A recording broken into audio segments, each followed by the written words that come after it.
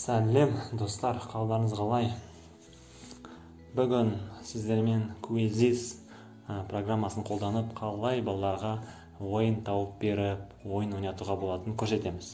Ең біріншіден, біз осы уақытқа шейін Quizzes, Quizlet ойындарын қалай ойнату керек, соны қай жақтан көріңіз көрсетіп жіберейін. Мына жақта бізде сабақтағы ойындар деген бөлімде бізде интернет арқылы ойындар деген жері бар. Соның ішіне кірсеңіздер, Quizlet арқылы ойнату бар, сосын Quizzes ойын ойнату бар, компьютер арқылы.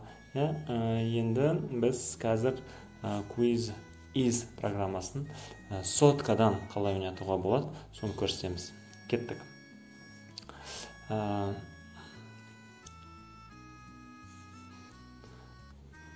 Ең біріншіден бізге Google керек. Біз Google-ға кіреміз. Өткенде сіздерге үйреткендей, Google-ға кіргеннен кейін Quizzes жазамыз. Ойынның атын всегда бірінші жазамыз. Одан кейін давайте fruits and vegetables болсын, қалған тілінде жазсаңыздар болады. Ағылшынша, орысша, бірақ өкінішке орай қазақша әлі жоқ сияқты. Fruits and vegetables деп тақырыбымызды жаздық. Quizzes'ді жазғаннан кейін, Quizzes дұрыс жазыңыздар. Пробел басамыз да тақырыпты жазамыз. Содан кейін Enter'ді басамыз. Қараңыздар. Өткенде тағы да айтып шығайын, өткенде түсіндіргендей, мына бізде көп сайттар шығады. Олардың бәрі түрлі ойындар дайындалып қойған. Әлем бойынша қандай мықты ұстаздар әртүрлі пәндерден осылай Quizletпен сіздерге арнайы тақырып дайындап қойған.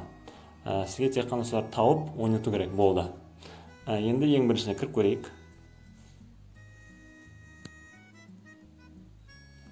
Қараңыздар. Бірінші қарап шығуымыз керек. Мысалы, 2 года назад дейді. Қай уақытта істелінген, қанша рет ойнатылған, 243 рет. Қандай сынып үшін сонда қарау керек. Мысалы, мынау бірінші сынып үшін екен. Қай тілде? English деп тұр. И қанша точность. Адамдар ойнаған кезде қаншалықты дұрыс жауап берді. Керек болса, мына жақтан сохранить. Өзіміздің папкамызға ете аламыз. Оны біраз өзгертетін болсақ, мына жақта редактировать деген батырма бар. Соны басып кіреміз. Балдарға ойнату үшін бізге играть вживую деген батырмаға басу керек. Қазір оны көрсетеміз. Назначить homework, HW деген үй жұмысын беру деген сөз. Үй жұмыс ретінде де беруге болады. Егер осы ойынды бөлісем десеңіз, WhatsApp, Telegram арқылы, мына жақта мынандай кішкентай батырма бар. Енді ең бірінші сұрақтар қарап шығу керек. Мысалы, сұрақтарда обязательно сюжет, таблица, схема, осындай заттар көбірек болса, балдарға сондай көбірек ұнайды. Текст азырақ болу керек, немесе вообще болмау керек. Өйткені текст көп болған кезде көбінесе балдар қызықпайды, оқысы келмейді, өзімізде көп оқымыз келмейді ондайды. Көбінесе балдарға matching ұнайды. Matching көрдіңіздер ме? Мына жақта сюжет, мына жақта варианттар. Сәйкестендіреді да бала. Мынау мысалы не ол? Мынау Apple. Әр сұраққа мысалы осындай варианттар берілген. Мына жақта қанша уақыт берілгенде жазып қойған. Көрейік. Бізге маған мысалы бұл ойын өте жақсы ұнап жатыр. Өйткені сюжеттер бәрі бар. Текст мысалы жоқ, көп. Вообще жоқ деп айтуға болады. Әдемі, түрлі түсті. Үстіп қарап шығасыз. Егер сұрақтар сізге ұнаса, онда біз оны ойнатсақ болады. Бізге қарап шықтық, мысалы, мына жақта 15 сұрақ бар. Ең астына барғаннан кейін мына жақта тесты, которые вам могут понравиться деп шығады. Сіздің енгізген тақырыбыңыз бойынша осындай ұқсас басқа ойындар шығады. Мысалы, vegetables, fruits, vegetables, көп осындай ойындар бар. Бұл ұнамаса, солардың біреуін таңдап, ары қарай іздей берсеңіздер болады. Мына жақта қанша сұрақ бар екен жазып қойған. 19, 14 questions. и так далее. Енді біз ең үстіне барайық. Играть вживую батырмасын басамыз. Мына жерде қараңыздар, егер мен тіркелмей қояйын, тест қазір ойнатып жіберейін десеңіз, skip for now, пропустить сейчас деген батырма бар, соны бассаңыздар болады. Жоқ, мен қазден бастап бәрін жақсылап тіркеп қояйын, болашақта ешқандай маған осындай шықпай қойсын десеңіздер, ең дұрысы ол sign up деген тіркелу with Google.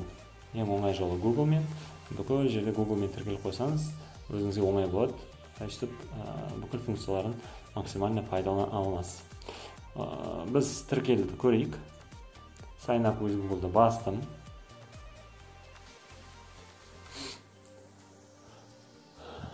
Енді өзіміздің аккаунт, Google аккаунтымызды таңдаймыз. Gmail-мен біту керек.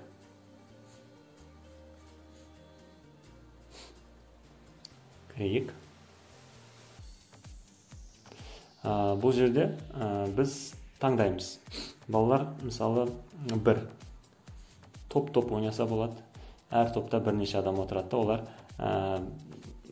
балдарды бірге жинайды. Әр топ, мысалы, басқа топтармен жарысады, көбірек бал жинап. Классический деген бар. Ол әр бала тек қана өзіне бал жинайды. И контрольная работа. Балалар имтихан ретінде балаларға осыны беруге болады. Біз классиканы таңдайық, осыны таңдадық. Итак, өзі тұр уже птичкамен. Мына жерде қаласаңыз, белгілі бір классқа берсеңіз болады бұны. Тиіспесеңіз де болады. Мына жерде қараңыз, настройкалар, студенческие попытки. Сколько раз студенты могут пройти этот тест? Қанша оқушылар бұл тестті ойнай алады? Егер жай ойын болса, не ограничен тұра берсін. Бітіреді, тағы да ойнайды. Егер ограничені болса, мына жерден таңдайсыз. 1, 2, 3, 4 мысалы. Егер бір емтихан болатса, ол кезде 1 деп таңдаймыз. 1 рет бітіргеннен кейін екінші рет уже ойнай алмайды балалар. Мына жерде қараңыздар. Балалар әртүрлі қызық, забавный имена қоя алады. Егер сіз бұны бассаңыз. Егер бұны қоспасаңыз, тек қана өз атын жазады. Сол айдан тықпектіп шығады. Әрің өз аты көрінеді. Емтихан тұрған кезде обязательно әрің өз атын жазсын. Үшіншісі, мынақта показать ответы в игре. Әр тест сұрағына жауап бергеннен кейін жаңағы шығады дұрыс жауабы. Дұрыс басса, дұрыс шығады, дұрыс болмаса, қызыл шығады, жасылмен дұрыс жауабын, мынау сұрақтың дұрыс жауабы мынау екен деп көрсетеді екен. Мұның бәрі қосылып тұра берсін. Бізге мына жағы керек. Ойын ойнап жатқан кездегі настройкаларымыз. Мынақта бонусы бар. Балалар тестте жауап беріп жатса, әртүрлі бонустар шығады. Мына жерде таймер, әр сұрақтың уақыты белгілі. Тезірек бітіргіңіз келсе, балалар ұзақ ойланбасын десеңіз. Мына жерде осыны қосылып тұра берсін, әр сұрақтың өз уақыты болады. Мынақта таблица лидеров, кім бірінші, екінші қолда тұрсын, балаларға өте ұнайды. Сұрақтар перемешать еткен жақсы жағы, бірге отырған балалар біріне қараса да, олардың сұрақтары аралас болады. Біреуінің бірінші сұрағы, біреуінде ол 9-шы сұрақ болып тұрады. Көшіруге оларға шанс аз болады. Перемешать вариант ответа. Бұл да өте керемет құрал. Не істейді? Мысалы, А, банан, Б, алма болса, екінші қасында отырған балада ол наоборот болуы мүмкін. То есть варианттарды да араластырып тастайды. Ең соңында мынандай қате істеген сұрақтар болса, оларды тағы да балаларға шығарады. Дұрысын тапсын деп. Повторно. И показать мемы балаларға бұл ұнайды. Смешные картинки. Әр сұрақтан кейін жауап бергеннен кейін оларға түрлі приколдар не шығады. Шын айтқанда, еш нәрсені өзгертудің қажеті жоқ, бәрі тұра берсе дұрыс болады. Одан кейін продолжить деп басамыз. Бәрін қарап шықтық. Басайық енді, продолжить. батырмасын.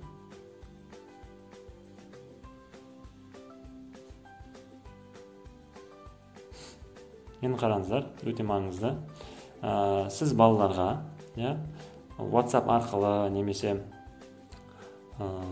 Telegram арқылы мынау балалар сайтқа кіруін сұрайсыз. Және де мынау кодты бересіз.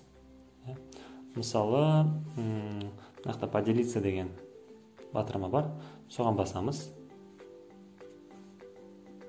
Бұл жерде бізде қалай немен не арқылы бөлсем болады, соны көрсетеді. Бізге ең оңай жолы ол мынау батырманы басу, копировать ссылку. Бұл батырманы басып, сілтемені копировать етеміз. Болды. Енді бұл сілтемені барып біз WhatsApp-қа немесе Telegram-ға жібереміз. Мысалы, былай болсын. WhatsApp бір топқа барамыз да, ұзақ басып тұрамыз да, вставить басамыз. Көрдіңіз ба? Жібереміз. Енді бұл топта отырған балалар сілтемеге баса, автомат түрінде сайтқа да барады, сосын кодты да жазады. Өте оңай. Мысалы, біз өзіміздің биологтарға жіберейік. Міне. Енді ойынға қайтамыз, жабамыз.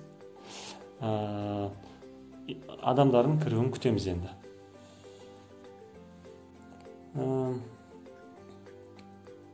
Ал енді бірнеше адам қосылғаннан кейін мен ойынды басатам. Мұғалім ретінде мынау начнись деген жерге мысалы қазір басам.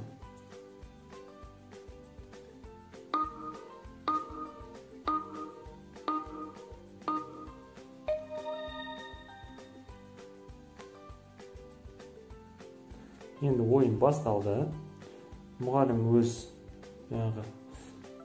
экранда кімнің қалай жауап беріп отқанын көре алады. Оқушы болса, міне, оған осындай сұрақтар шығады. Уақыт бітіп жатыр. Сол үшін кім тезірек басса, сол ұтады, көбірек балл алады.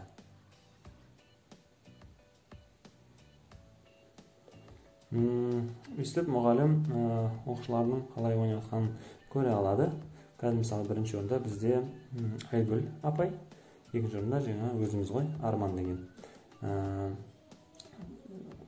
Жасыл деген дұрыс жауап берді, қызыл деген қате деген жауап берді. Енді бізге бұл жерден қараңыздар. Бұл біз қазір ойыншыларды көріп тұрмыз. Біз мынаяқтан вопрос деген жерге басатын болсақ, сұрақтарды көре аламыз. Басайық. Міне. Қазір енді жаңа біздің 15 сұрақ былай шығады. Бұл сұрақ мысалы қанша пайыз дұрыс жауап берілді. Мына жерде соның пайыз жазылып тұрады.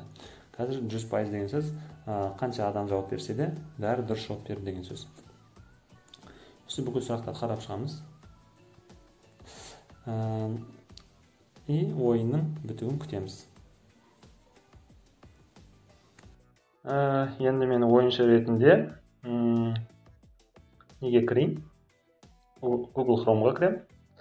Жаңағы я сілтеме бойынша, я да quizzes leave деп жазсам, тоже кіруге болады. Кірейік. Көрдіңіздер ме? Join a game деген шықты. Соған басамыз.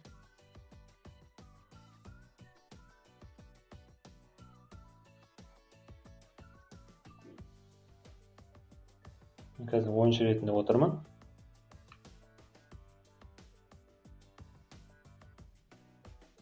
Енді жаңағы мұғалімнің берген паролі мынаяққа жазамыз.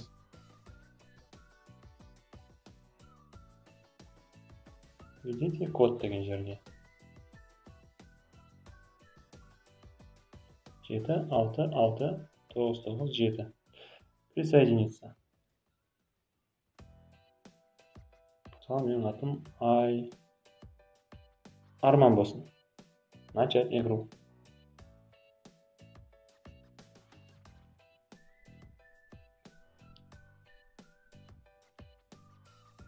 Міне бірнеше адам уже қосылды. Енді біз мұғалімнің жаңа батырманы баста деген батырманы басуын күтеміз. Ал енді бірнеше адам қосылғаннан кейін мен ойынды бастатам мұғалім ретінде. Мынау начнись деген жерге мысалы қазір басам.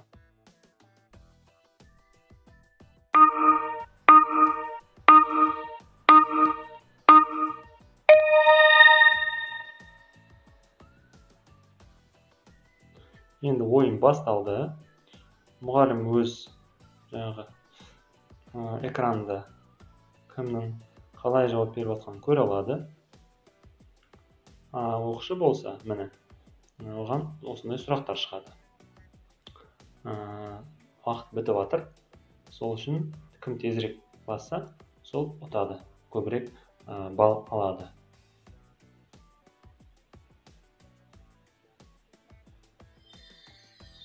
Міне, мен осындай приколдар шығып жатыр, мен дұрыс жазсам.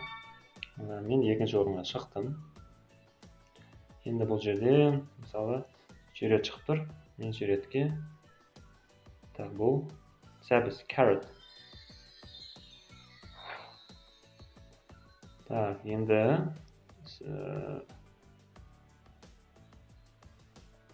қараңыздар, ең үстінде мынақта уақыт кетіп жатыр. Ол уақыт бітсе, уже сұраққа жауап бермей қаласыз. Так, бұл бізде peer.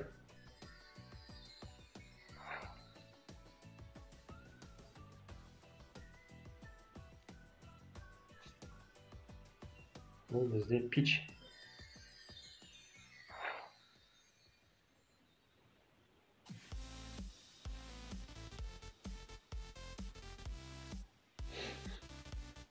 Бұл бізде мысалы mushrooms.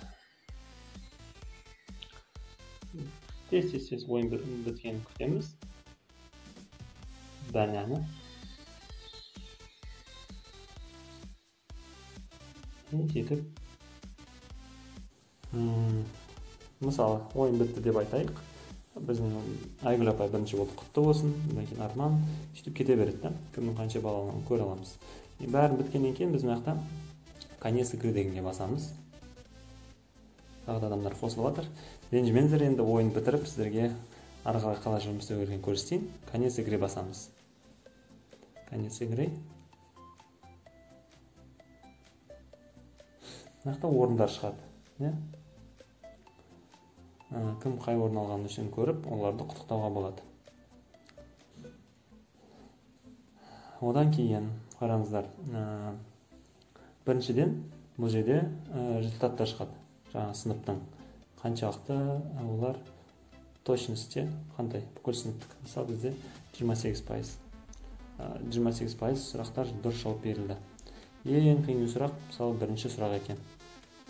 Ең ұзын сұрақ, демек ұзақ уақыт, көп уақыт ойланды деген сөз. Және де мына жақта тағы да басынан ойнатуға болады деген батырма бар. И скачать деген бар. Скачать дегеніміз біздің жаңағы результат нәтижелерді өз телефонымызға жүктеп аламыз. Ол не үшін керек? Қараңыздар, басайық. Міне. Загрузить. Болды. Открыть. Ашайық. Бұл жерде бүкіл біздің балалардың қалай жауап бергені көрінеді. Мысалы, мына жақта қараңыздар. Сұрақтар бар. Бұл жерде негізі сұрақтарын жазып тұру керек. Сұрақтарын өздері. Бізде сурет болғаннан кейін оны көрсетпей жатыр. Мына жақта дұрыс па, дұрыс емес па жауап берілгенін көрсетіп тұр. Correct деген дұрыс, incorrect деген дұрыс емес. Attempt деген вообще басқан жоқ, жазған жоқ, таңдаған жоқ деген сөз. Мына жақта қараңыздар, Айгүл апай таңдаған варианттар бар. Арман таңдаған варианттар. Жасыл болса дұрыс деген сөз. Мына жақтан қызыл шығып жатса, ол қате деген сөз. no response деген серый, ол вообще басқан жоқ деген сөз. Міне көрдіңіздер ме? Бұл бізде ең астына барсаңыздар класс level деп тұр. Бұл сыныптың деңгейін көрсетеді. Енді біз player levelға басамыз. Қараңыздар. Player деген ойыншы. Әр ойыншы бөлек-бөлек қарап шығу үшін, қараңыздар, бұл жерде адамның аты тұрады, жинаған балы, тезірек басса көбірек бал алады, қаншалықты дұрыс жазғаны, пайызбен көрсетіледі. Қай күні мысалы емтихан жазғаны, және де қандай телефонмен жазғаны. Бұл өте керемет бір құрал. Болды, енді жабамыз. Өстіп, ең соңында сұрақтарды қарап шығуға болады. Ең қиын сұрақтар қайсы болса, соларды тауып алып, солармен жұмыс істеуге болады. Пайдалы болды деп ойлаймын бұл видео. Сіздерге көп рахмет қараған үшін. Лайк басып, каналға жазылуды ұмытпаңыздар. Аман болыңыздар, ауырмаңыздар. Көріскенше.